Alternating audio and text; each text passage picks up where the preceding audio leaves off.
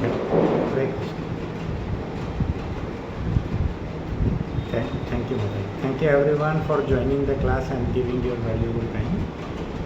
It's really, for me, I was really shocked to see that all the devotees get up so early and beautiful congregation. And when I was going through Bhakti Sangha Japa, that YouTube, I found so many different topics. Basically like Bhagavad Gita also, Chaitanya Charitamrita also, Srimad Bhagavatam, and then you had a guided tour online of Vrindavan Dham Parikrama and all. So I was really very happy to see that devotees from North Carolina, Charlotte, they are so sincere, and thank you very much for giving me an opportunity. And if you permit, then we begin.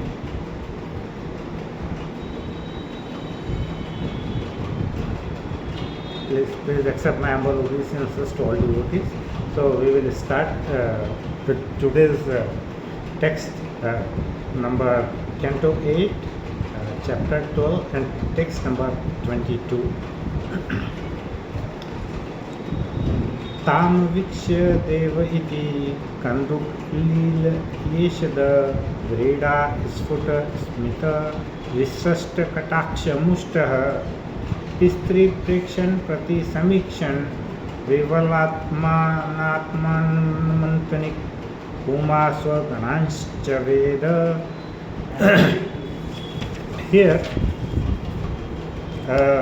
we will go to the translation directly. So while Lord Shiva observed the beautiful woman playing with the ball, she sometimes glanced at him and slightly smiled in bashfulness as he looked at the beautiful woman and she watched him. He forgot both himself and Uma, his most beautiful wife, as well as his associates nearby. The purport by Praise Srila Prabhupada ki Jai. Now we will go purport. Let us see what exactly Srila Prabhupada is trying to tell us in this particular text.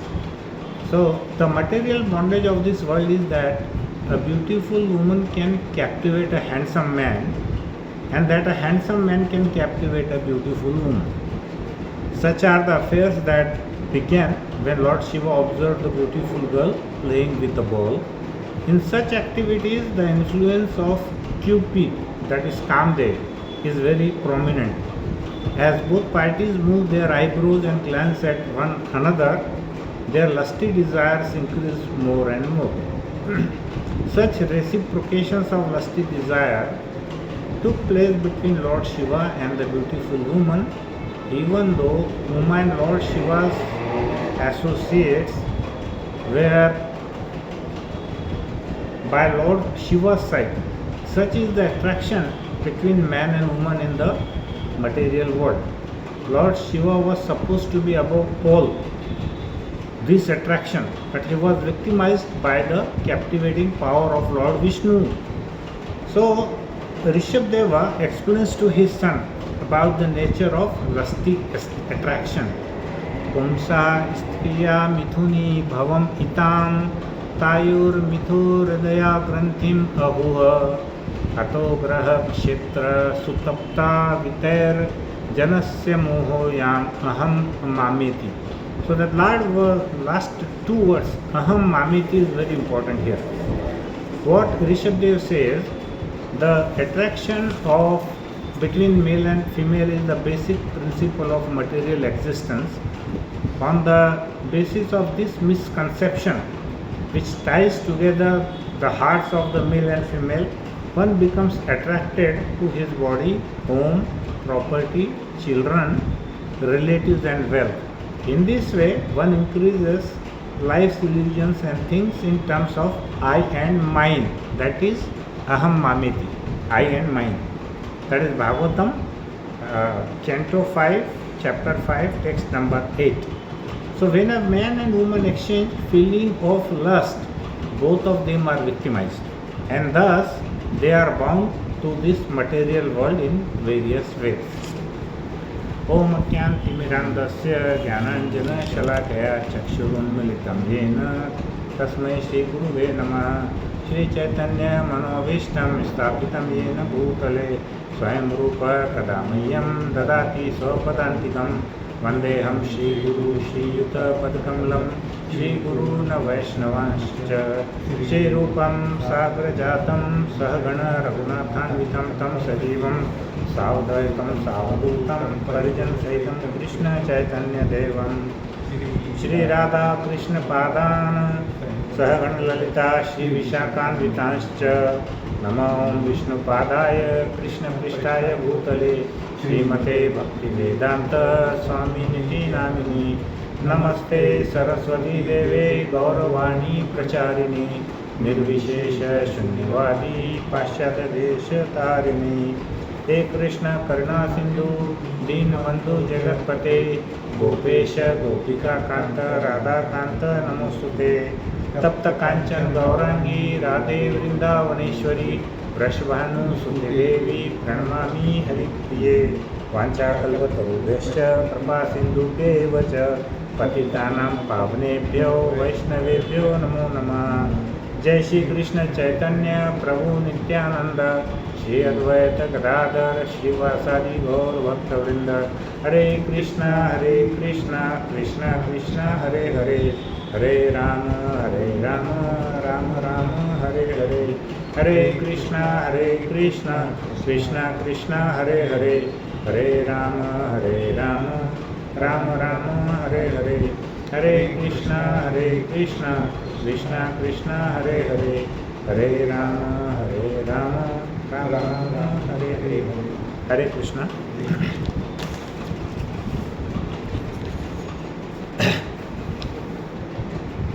In this particular sloka or text, we will see that after the churning of milk ocean, Lord Shiva wanted to see the form of Lord Vishnu.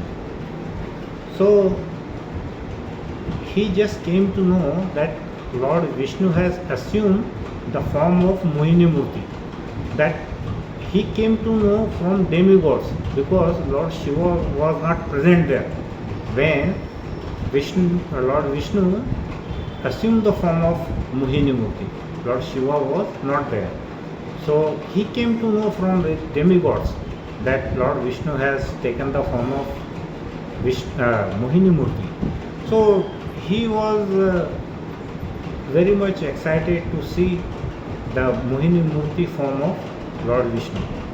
And he came to know that Mohini Murti is very beautiful lady. So Lord Shiva was there in the beginning of the churning of the ocean milk. But later on he was not there. So he was initially there when he drank poison, right? That time Lord Shiva was there. And after that Lord Shiva was not there. So when he came to know about Lord's avatar or form of Mohini Murti, he was very much excited to see how the Lord looks like in the female form. So he wanted to see that form, and Srila Prabhupada says here that Lord Shiva is the greatest amongst all demigods. Devoke Dev Mahadev, that is what we call here. So he is the greatest among all the demigods, and he is supposed to be above all these attractions. So he is not supposed to get attracted by a female form. But in order to teach us, in order to teach the material world, and especially to devotees, he is setting an example. So we know that Lord Shiva destroyed Kamdev, that is Cupid, the god of lust. So there is no sense that Lord Shiva gets attracted by Mohini. So it's very common sense, when Lord Shiva has already destroyed Kamdev, so naturally it is understood that he will not get attracted by Mohini Murti or anyone like that. There is a story that when a damsel, that is Apsara from heaven, when she tried to please the Lord, then he cursed her. Lord Shiva cursed that damsel from celestial world. And also when Ganga Mata, that is Ganga river, that is Ganga Mata we call, she tried to marry Lord Shiva. But Lord Shiva said that I am already married and I am already married to Uma Devi, who is my wife, and returned whom? Ganga Devi, Ganga Mata. And so there are many incidents here where Lord Shiva refuses to get associated with any other woman except with his wife. But in order to teach us how Maya is so strong, that Lord Shiva, who is beyond everything, is now acting like this. Okay?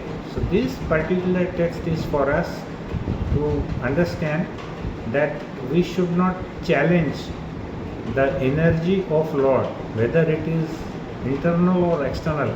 Internal energy anyway we cannot challenge, but we should not challenge the external energy also. So we have many examples here, like Brahma, he was running after his daughter. That is what we have seen, that's what he is not worshipped anywhere except one place in the whole world. Lord Brahma is not worshipped. Then there is another example of one more person. His name is Kala Krishna Das. Kala Krishna Das was a personal associate of Chaitanya Mahaprabhu. So when Chaitanya Mahaprabhu left for the South Yatra, he was the only one who was taking care as a personal servant of the Lord. So he was washing his clothes, cleaning his little pot, and doing all the seva, whatever was possible. But what happened on the way going to South Yatra, he saw some woman and then he got attracted. And then he left Chaitanya Mahaprabhu and he joined the association of those beautiful women, some women. So later on, Chaitanya Mahaprabhu went there and he got him back. That is another thing. So but Lord has to go and rescue Kala Krishna Das. Now it is extremely difficult to understand Krishna's Maya, and therefore we should always remember this line from Bhagavad Gita, Mama Maya Duratya. Lord Krishna says that my divine energy, Maya, is very difficult to work. It's very difficult to work. Now in Bhagavad Gita, chapter 7, text number 14, Krishna says, Daivi Haisha Guna Mama Maya Duratya Mameva Ye Prapadyante Maya Metam Tarantite. So Lord Krishna says, my divine energy, Maya, is very difficult to overcome, but those surrender unto me, those who surrender to me, cross over it easily. So there are two aspects. Now one aspect is it's very difficult to cross the Maya of Krishna, and second is it is not impossible, it is quite easy also, that if we surrender to Lord Krishna, then we can overcome the illusionary energy of Maya. So one senior devotee have said that we should always remember this verse if we always want to advance in spiritual life, that we remember these lines in such a way that the first line we should give 50% weightage and the second line we should give another 50% weightage. So that will help us to advance in our spiritual life. So the first line is, don't take for granted that you are very advanced in spiritual life. You may fall down any time. So that is the first line. So that first 50% is always be very, very, very, very, very careful that we should not get trapped in the material form of life, Lord Krishna. And second, even though if by mistake someone falls down in the or gets trapped in the energy of Maya, then if we surrenders to Krishna, then he can overcome this easily. So first part is also we can fall down. Second part is that we can only if we surrender to Krishna we can get out of it. So Prabhupada quoted from Rishabh Dev's instruction in this particular text to his sons. Punsam istriya mithuni bhavameta tayor mitha hridaya granthi mahu ato graha kshetra supapta vitte jarnasya mohoya maham mameti. The basic attachment of all material entanglement starts from the attraction between male and female. This whole material world is existing because of the attraction between male and female. And when that attraction increases, their heart tightly bonds with each other, then that person, he wants wealth, house, children, relatives, and people forget the goal of their life and just focus in I and mine. So like here we have seen that moho maham mameti, me and my. That's why everything starts here with I and my. So we see the example of iPhone, that is I, this iPad, that is also I. So many I. So like people, they are very much only engrossed with their own sense gratification, and we as the Kali Yuga is going in deep and deep, we have seen that this I and my is increasing day by day. Just like when we were in our childhood from like around 30-40 years back, that concept was not much there about I and mine. We were in a joint family and we were taking care of everyone. So whatever things we used to get in joint family, that we used to share with everyone. But then we got all separated nuclear families, and then everybody started focusing on I and mine. So here, to confirm this sentence, when Chatush Kumar, 4 Kumars, they were talking with Jay and Vijay, who were the gatekeepers of Vaikuntha, they heard for the first time I and mine. So they never heard about I and mine. That was the first time they heard, as they were so innocent. The Chatush Kumars were very innocent. Hence we are not qualified to go to spiritual world, but remain in this material world, because there would be this concept of I and mine. So Lord Shiva was thinking that I have my most beautiful wife, that is Uma Devi, with me, and I am also surrounded by my personal associates Parshad with me. So naturally I will not be bewildered by Mohini Murti Roop. That was his thought, because he has defeated Kamdev. So he was thinking in his mind that I cannot fall down or I cannot get bewildered by any lady, however beautiful she may be. So he was having that in his mind, but that was not true. So it is not like that if you are with a beautiful lady, you will not get attracted by another beautiful lady. It is nothing like that.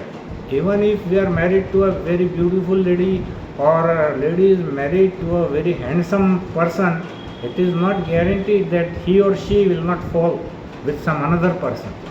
Now Srila Prabhupada says, it's not that if one gets married, his attraction to opposite sex will finish. So very openly, very boldly, Srila Prabhupada has taught us that when we are in this material world, we got to be very, very careful about it. But Lord Shiva left his wife and started moving after Mohini Murti. Now this is the contrast here, that when he was thinking that he can defeat any beautiful lady, but when the moment he saw Mohini Murti Roop, he was so much attracted toward her that he started moving after Mohini Murti. Now in previous verses, Lord Shiva offered so many prayers.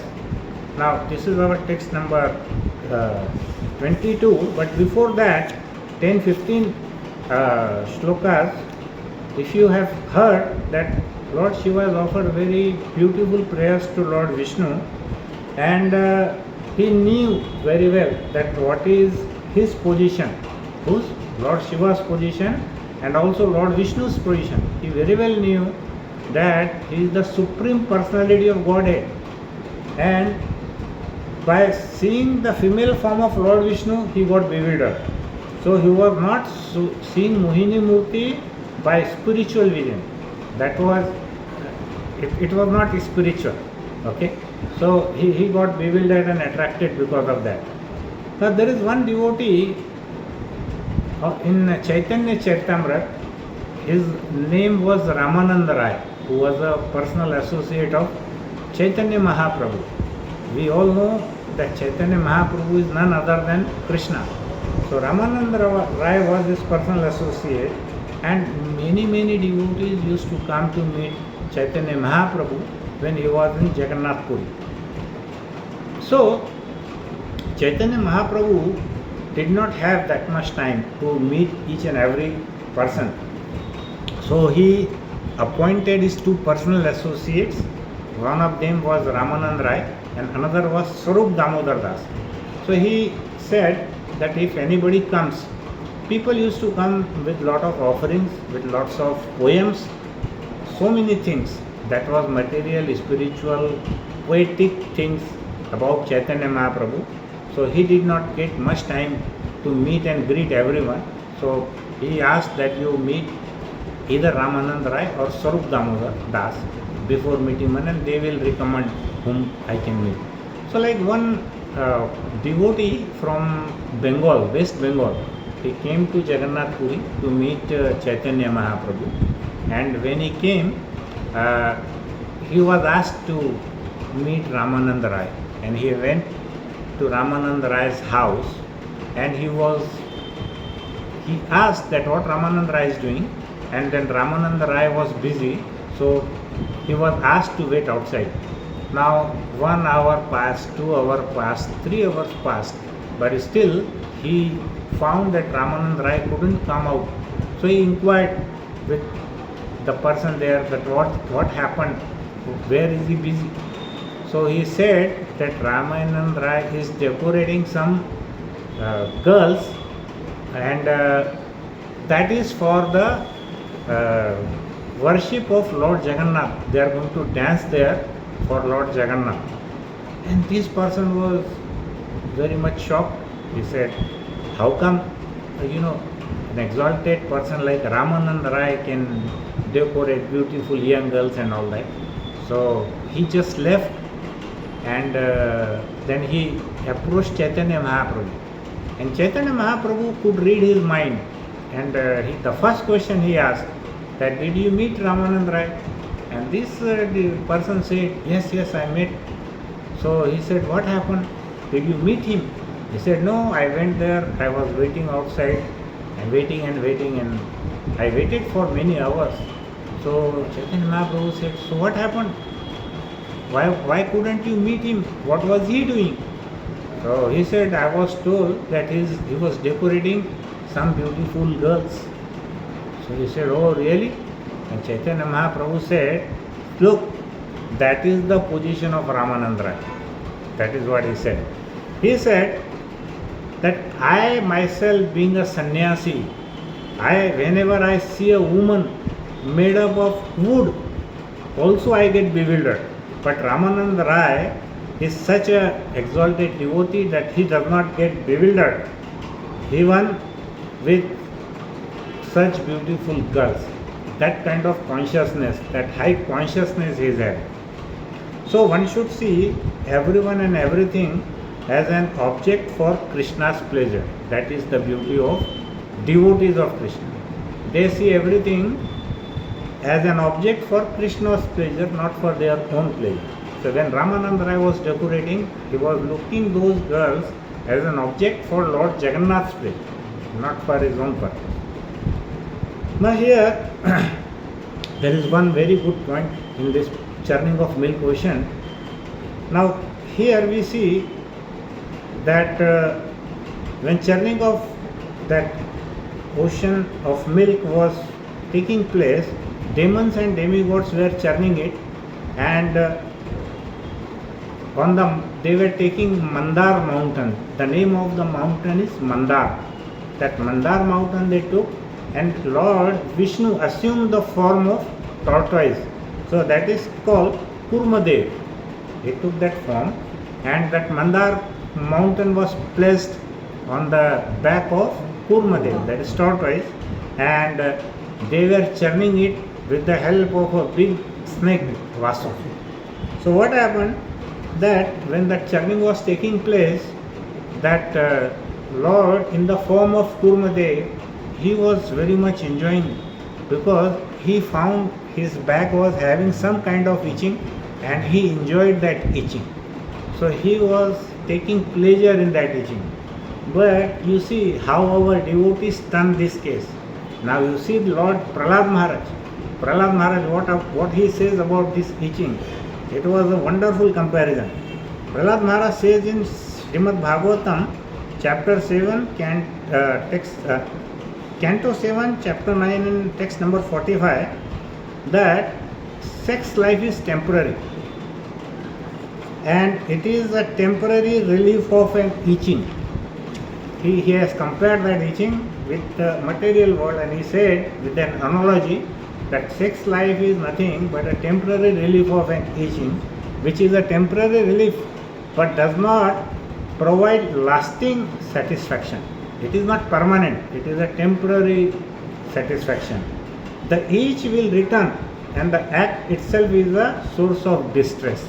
So it's very pathetic that somebody goes for that lusty desire, that kind of satisfaction is very temporary, that sense gratification is very temporary. So Prahlad Maharaj argues that materialists often mistake this temporary relief in true happiness. So now we've seen that people find this intercourse pleasure is the highest pleasure in the material world. So Prahlad Maharaj says that is not the highest pleasure. That is the point of distress. It is not the pleasure. They spend their lives thinking that it is the ultimate source of pleasure. Now he suggests that one should become what is the solution? How can we get away with this? So all the acharyas, including Srila Prabhupada, says to get away from this, the only solution is only one, that we become a sincere devotee of Krishna, to find a higher form of pleasure which is not temporary and will give a permanent spiritual satisfaction. So now those who look after only their family, their wives, children, house, property, money, they are called as Grahamedis. They are not Grahasthas. They are called as Grahamedis. There is another story of Chota Haridas, who was a brahmachari, and he used to live with Chaitanya Mahaprabhu. And what happened once Chaitanya Mahaprabhu asked him to go for alms, to beg for some bhiksha, that to go in the town and get some rice and all. So he went to the town, and one lady who was kind of old only, her name was Madhavi Devi, and he went there and he looked at her with some lusty eyes. And that thing Chaitanya Mahaprabhu came to know. And when he came back, Chaitanya Mahaprabhu was very, very angry with him. And he asked him to leave that ashram. So Chota Haridas, that is Junior Haridas, was very, very upset. He started crying, and he waited outside the house, that ashram of Chaitanya Mahaprabhu, for many days. But then Chaitanya Mahaprabhu did not accept him. So what happened?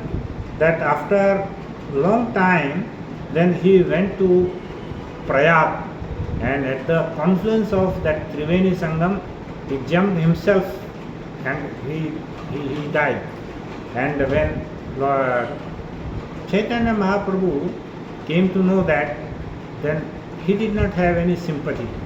His point was, a person who has taken a vow of celibacy, he should not be indulged in any way, in this material attraction, especially for the woman.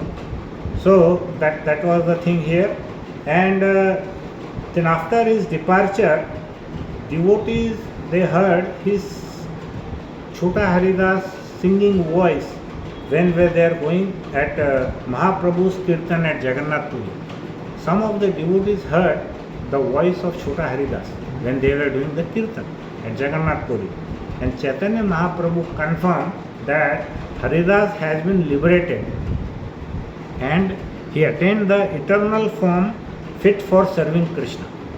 So now even if we fall down being a brahmachari or being a devotee of Krishna, then also Krishna is so merciful that he extends his mercy depending upon our consciousness.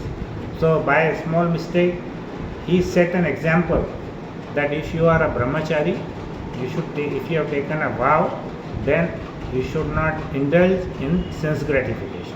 That was the message he wanted to give to the world. Now moral lessons here and lessons what we have learned here. That even a small lapse in spiritual discipline can hinder one's progress if one has taken vows of renunciation. Like Chota Haridas, he taken the vow of renunciation, but small mistake, then he fell down.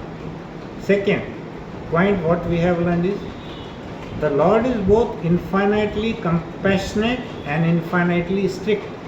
He is both the things he is doing simultaneously. He is very strict also, but is very compassionate also. Strict in the sense, he asked Haridas to leave, and compassionate is eventually that he got liberated, Haridas time, Chota Haridas. Second, then Chota Haridas ultimately achieved perfection, showing that sincere repentance and devotion always leads to liberation. So what we do is that if we beg after our mistake to Krishna, then Krishna may or he will forgive you. Now here some of the beautiful stories which occurred to me was very, very interesting. Some 2 or 3 stories I would like to narrate here. Now the topic is to hell with the lust. That is the topic, to hell with the lust. And in Bhagavad Gita 16.21, Krishna says that there are 3 gates leading to this hell. Which are the 3 gates? The number 1 is lust, second is anger, and third is greed. These are the 3 gates which will lead us to hell. So every sane man should give this up, for they lead to the degradation of the soul. So we can now see these stories which are very eye-opening for us. So the first story we will see that there was a king, Bhartrhari, and his wife. So there was a king, his name was Bhartrhari, and he had a very beautiful wife. He was so enamored and infatuated by his wife that he wrote some verses, like 100 verses he wrote on the beauty of his wife. Like Vyasdev wrote Srimad Bhagavatam for Lord Krishna, 18,000 verses. This gentleman wrote 100 verses, praising the beauty of his wife, and he put the name as Shrangar Shatak.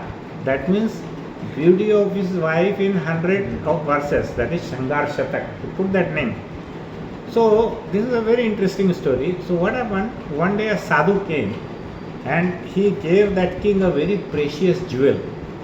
And he asked him, king, give this jewel to whom you love the most. So naturally, without a doubt, king got that jewel and he gave that jewel to his wife, and to whom he loved the most. And so what happened? To his surprise, after couple of weeks, one beautiful lady came and she gave that jewel to the king. And when the king looked at the jewel, it was the same jewel which he gave to his wife. He was very much shocked. So he wanted to inquire, he was very upset that what happened, I gave to my wife and to whom I loved most, and how come it came back to me through some other lady. So what happened, when he gave this jewel to his wife was loving some another person. So his wife gave that jewel to some other person whom she loved the most. And that person gave this jewel to some other lady whom he loved the most. And that third lady gave it back to the fourth person who was the king, to whom she loved the most.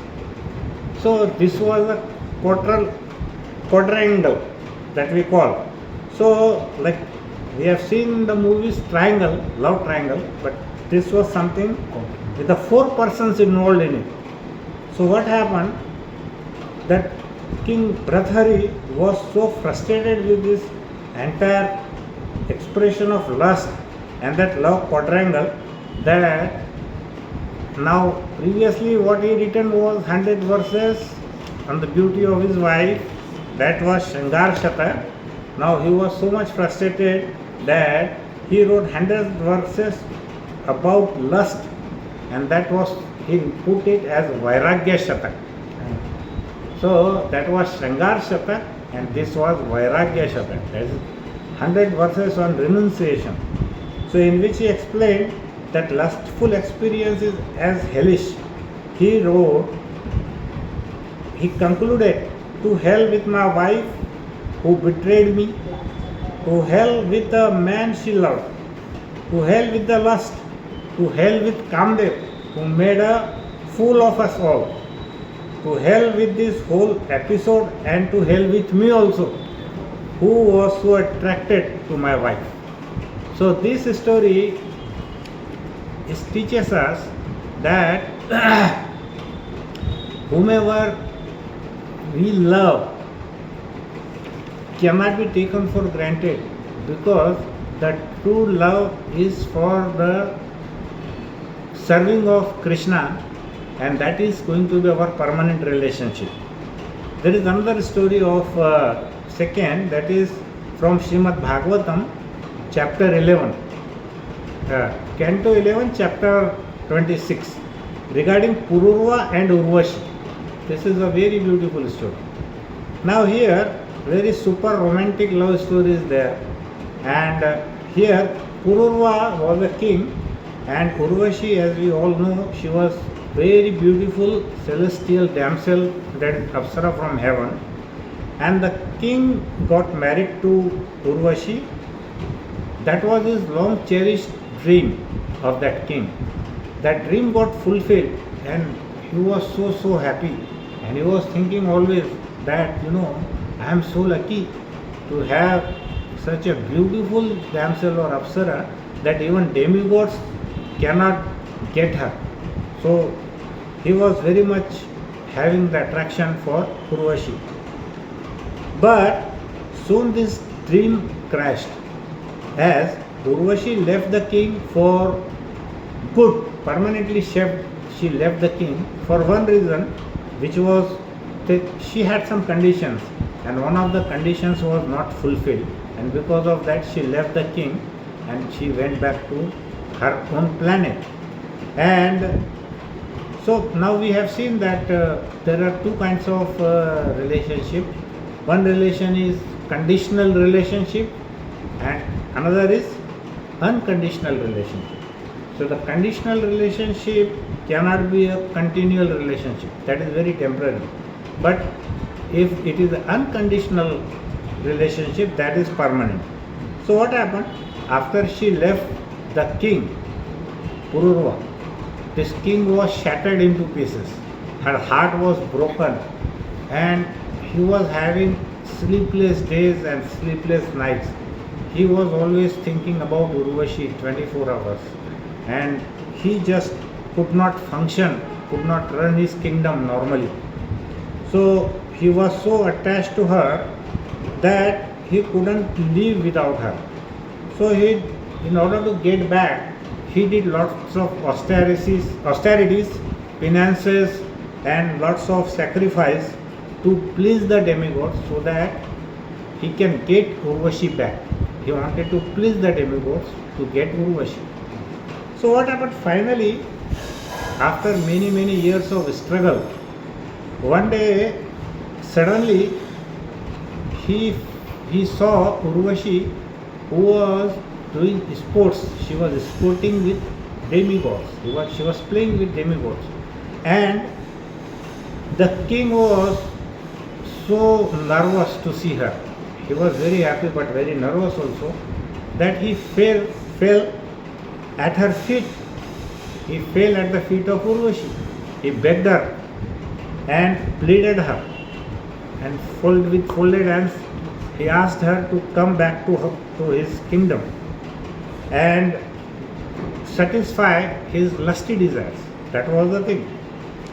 Now see, here Prabhupada says how the lusty desires can reduce an emperor into a mere beggar. So that emperor became a beggar because of his lusty desire. So she agreed, but to spend, she put a condition that okay, now if you are insisting so much, I can do only one thing. I will come only for one night in a year, and that's it. Now this king Pururva thought, what is the choice I have? I have no choice.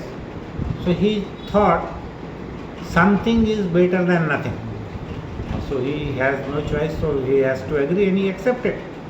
And so what happened? Then he waited for 364 nights. And for only one night, that Urvashi came, and when she came, that one night passed in just few seconds. It was like, one night just came and went away. But that 364 days waiting for Pururva was like a millennium. Now for like how many decades he was waiting. That kind of feeling he had. So time passed by, years and years after this enjoyment.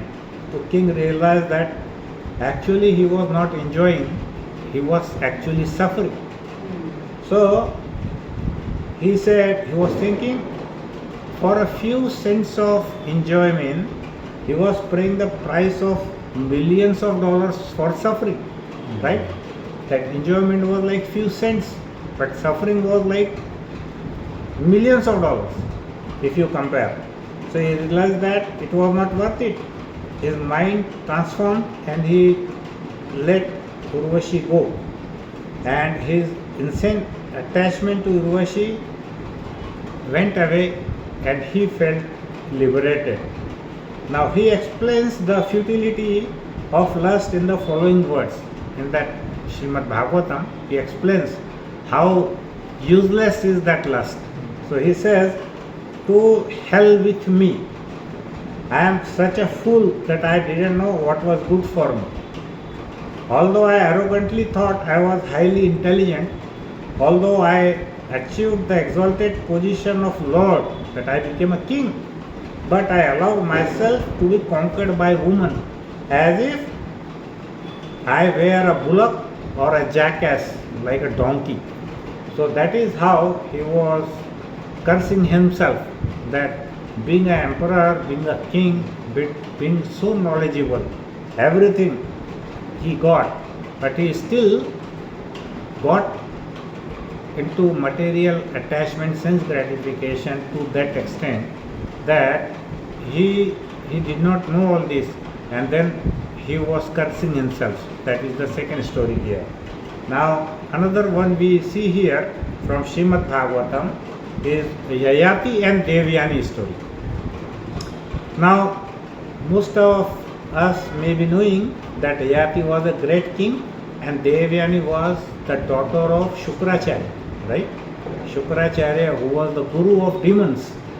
So once Devyani was sporting with some of her friends, girlfriends, with Sharmishta. Sharmishta was the daughter of that king. His name was Vrishparva. She was the daughter of the king. So what happened? Suddenly they all saw that Lord Shiva was seated on his bull, that Nandi, and with his wife Uma. So all the girls, they dressed themselves. But that Sharmishta, who was the daughter of the king, mistakenly put clothes of Devyani, who was the daughter of Shukracharya. So by mistake it happened that in order to respect Lord Shiva and Uma Devi, they dressed, and by mistake she took the dress of Devyani. So Devyani got very upset and she rebuked Sharmishta. She yelled at her that how come you wear my dress? And similarly, Sharmishta also rebuked Devyani. That is a big argument in so many texts are there. So that is not our point, that what words they use. Now only we focus on what we got to learn. So they rebuked each other, and then what happened? Devyani threw that Sharmishta threw Devyani into a well. She was very, very angry with Devyani, and she had a pride that I am the daughter of the king. You are living on our bread and you are shouting like that, and she just threw that Devyani into one well. So what happened? Just by chance, the king Yayati was going for hunting and he felt very thirsty. So he found that well, and when he came to drink water to quench his thirst, he saw that one girl, inside the well, and he just saw that, and she was shouting, and she requested that person to take her out. Now since he took her hand, so in those days if a man touches a woman, then they are supposed to get married. That was the time. So when he took Devyani's hand out of the well, then she asked her, that king, that I want to marry. And she was so beautiful that king also got attracted, and he said okay, fine, and they got married. And here what happened? So Devyani accepted Yayati, and later on what happened?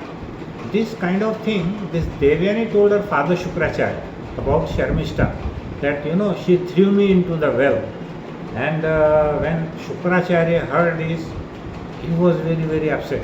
He was very, very, very angry, and he called that king, who was the father of Sharmishta, and he called that king Vrishparva, and he said that this is nonsense what has happened. So he was very angry at him, and then in order to satisfy his anger, that king said, okay, I will do the repentance. In order to that, I will give my daughter as a maid servant for Devyani. Okay, so he gave his daughter Sharmishta as a maid servant to Devyani. So eventually what happened? That Sharmishta also came to the house of Yayati. Now after some time, Sharmishta saw that she is having a baby, that Devyani, and by looking at this, then Sharmishta also had a desire that she also wants a baby. So he requested King Yayati that I want a baby also from you, and that King Yayati accepted her offer, and eventually Sharmishta also got a baby from Yayati. Now when Devyani came to know about this, she became angry, and she again went back to her father Shukracharya, and she complained that this Sharmishta took advantage of this family, and she also got a baby from my husband. which is totally wrong.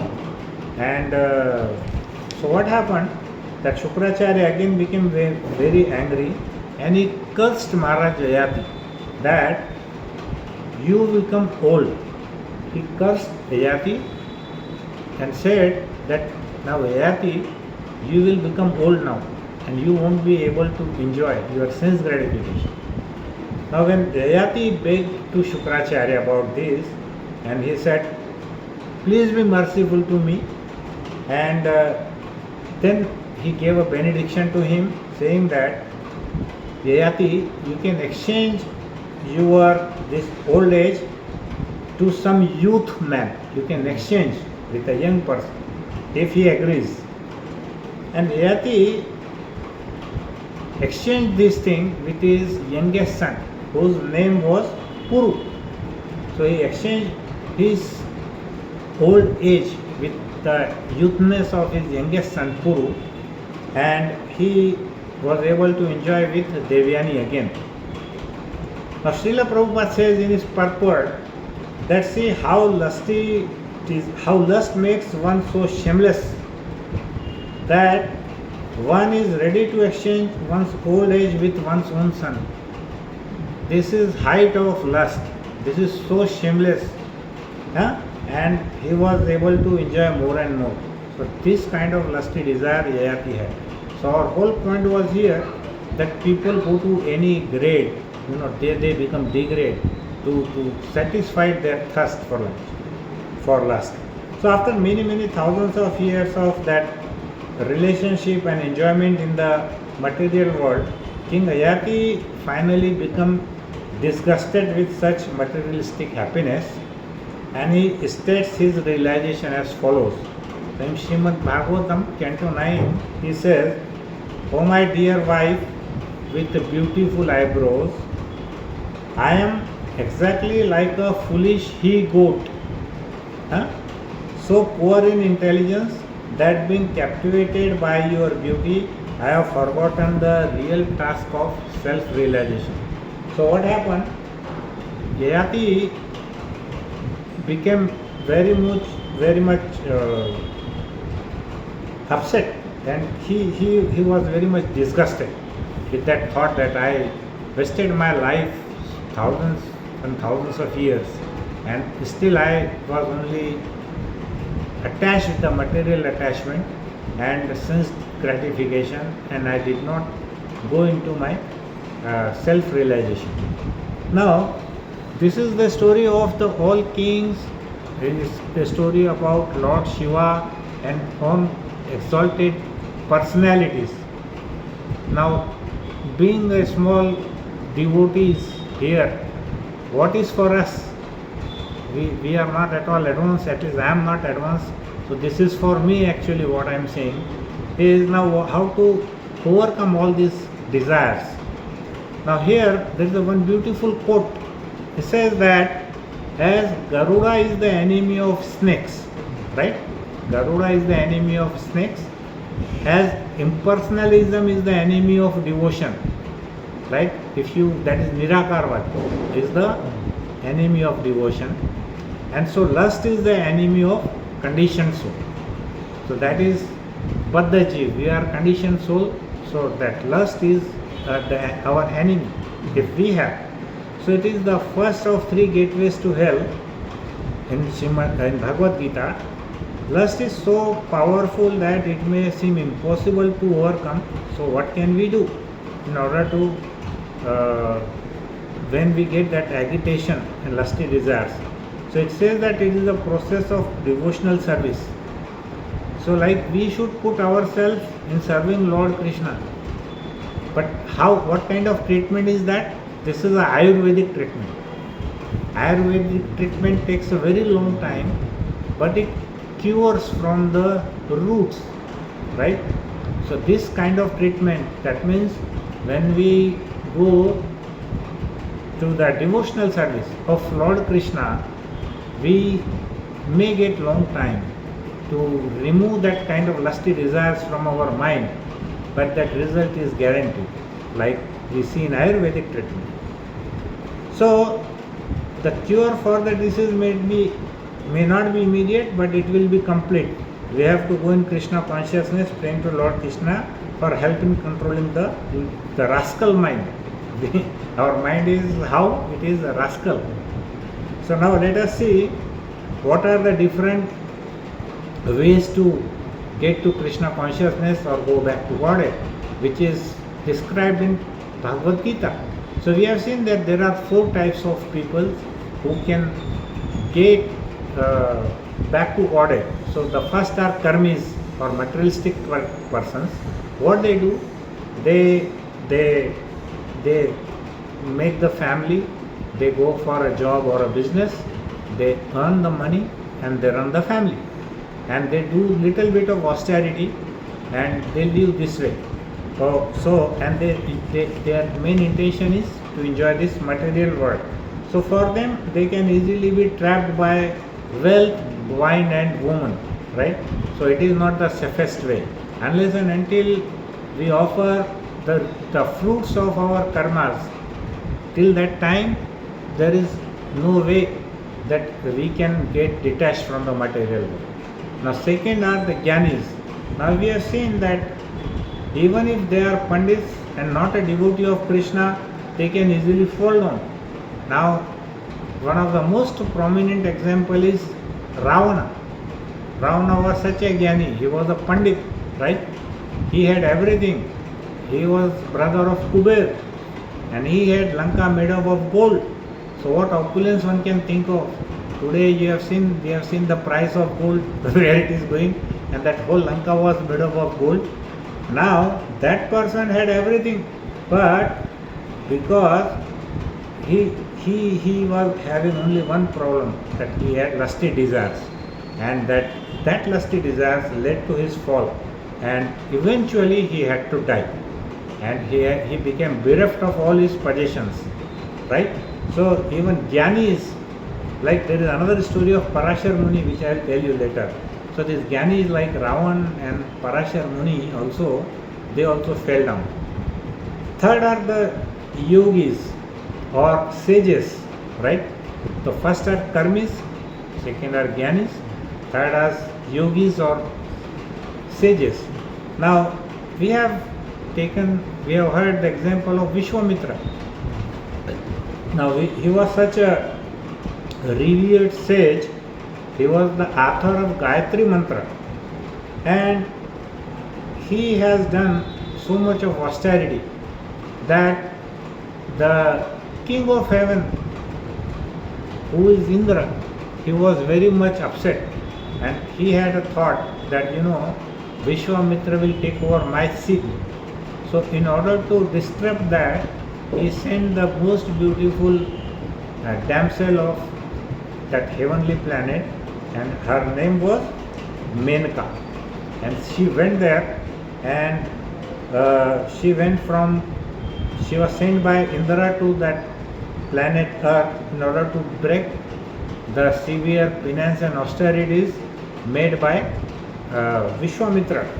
And so what happened is that despite having so much of austerity, sitting in the forest, doing so much of sacrifice, everything, that Vishwamitra could not control his senses, and when he saw Menka, he just wanted to have that intimate relation with her, and he fell down. So yogis and sages also can fall down due to lusty desires. So there are 4 categories we have seen: the karmis, Jnanis, third are yogis or sages, and fourth are the devotees, bhaktas. Bhaktas of whom? Devotees of Lord Krishna. Now here we take the example of Srila Haridas Thakur. Now Srila Haridas Thakur used to chant 190 rounds, that is like 22 hours a day, and he used to do the remaining rest of the work in only 2 hours. That is sleeping also, eating also, everything, whatever. I don't know, it is beyond our calculation how it is possible, but if it is written in the scripture, Chaitanya Charitamrita, it has to be. Now, so what happened? There was a landlord in West Bengal, his name was Ramchandra Khan, And he was very jealous of Haridas Thakur because he got so much of name and fame there in the entire West Bengal that he wanted to dishonor him. In order to reduce and dishonor Haridas Thakur, he chose the most beautiful prostitute of that area, and he asked her to go and meet Haridas Thakur. So what happened? That prostitute went and meet Haridas Thakur. Haridas Thakur was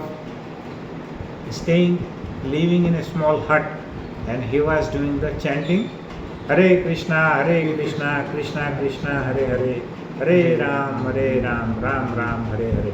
So he was doing that chanting, and after that chanting, she waited there to have an association with Haridas Thakur, and Haridas Thakur asked her to wait to finish his 300,000 rounds. So after that he promised that he will meet her. So likewise 3 nights were passed, and when she started hearing Haridas Thakur's that chanting from the beautiful mouth, from the beautiful chanting from the devotee's mouth, she got her heart transformed, and she also started chanting the holy name of Krishna, and then she said to Haridas Thakur that I also want to do the chanting, and what should I do? So the Haridas Thakur, what he did, he was so merciful that he said, okay, no problem, you just give all your ill-earned money in a donation to the needy person, you leave that and you do start chanting. Now she also started chanting along with Haridas, and eventually she became Haridas. Now point here is devotee of Krishna is so powerful that even he can turn a prostitute into a bhakta, right? And whereas we have seen so many examples that like Ravana, like Vishwamitra, like Yati, and so many examples what we have seen that they could not control their senses and they eventually fall down. So here we will, I think what time? Yeah, I think we will just conclude here that what teachings are there from Srimad Bhagavatam. That teachings are there that Supreme Personality Godhead is in our heart, in everyone's heart, and He cleanses our desire for material enjoyment. So even if when we properly hear and chant His messages or His mantras, teachings from Chaitanya Charitamrita is like His Audarya avatar, is like magnanimous incarnation of Lord Krishna, and He says in Antya Leela that simply by hearing the holy name of the Lord even once, if you hear the name of Lord even once, the living entity is relieved of all sinful reactions. After that, he worships Lord Krishna with bhakti. And Srila Prabhupada, what he teaches? He teaches from Nectar of Instruction, verse 4. He says, simply by chanting with a pure devotee, one becomes wonderfully advanced in Krishna consciousness. So we have seen the example of Haridas Thakur and that prostitute. That prostitute chanted with Haridas Thakur and he was a pure devotee, so she also became so pure. Now what we should do, that we should pray to Krishna that please grant us the pure devotion of Haridas Thakur to us. Maybe not that extent, but even if we get 0.1%, it will be extremely beneficial for us. And we should pray to Lord that help us chant your holy names with sincerity and faith. It's not easy to chant the holy name with that sincerity. It's a struggle for all the devotees, at least for me. I struggle every day to chant, and I try my best to chant with that full sincerity and faith, but it's a struggle I have to fight every day. Then we should pray to Lord Krishna, may our hearts be filled with love and compassion. Like what Haridas Thakur had, that kind of compassion we should have. He was so compassionate even to a prostitute. And many may we seek, always seek the association of pure devotees. Hare Krishna, Krishna Krishna, Hare Hare, Hare Ram, Ram Ram, Hare Hare. Shrimad Bhagavatam की जय, शिला प्रभुपाद की जय। वांछा कल्पतरुभ्यश्च कृपा सिन्धुभ्येव च पतितानां पावनेभ्यो वैष्णवेभ्यो नमो नमः। So this is the thing that is for my personal thing that I wanted to learn from this text, and so please have your anything for me, or you want to comment or ask anything, we can discuss. Hare Krishna.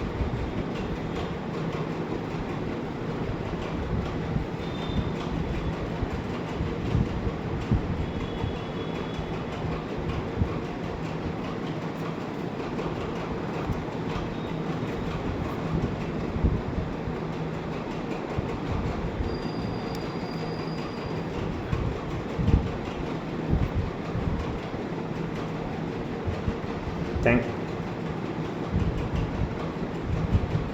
If no one has any question or something.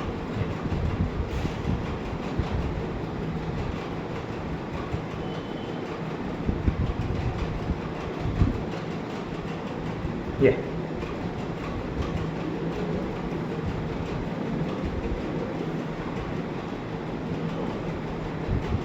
Thank you, Prabhu. Thank you so much.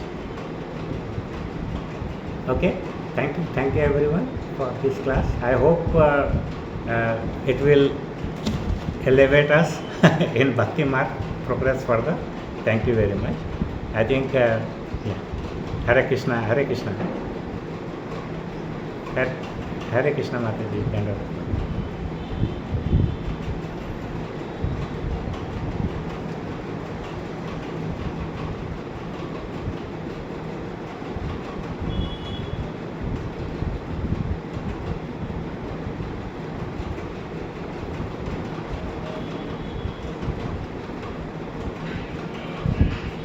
Thank you everyone. Thank you so much for your time.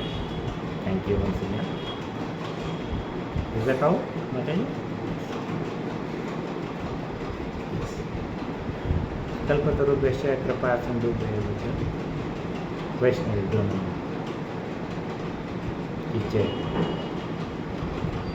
की जय। सभी भक्त वृंद की जय।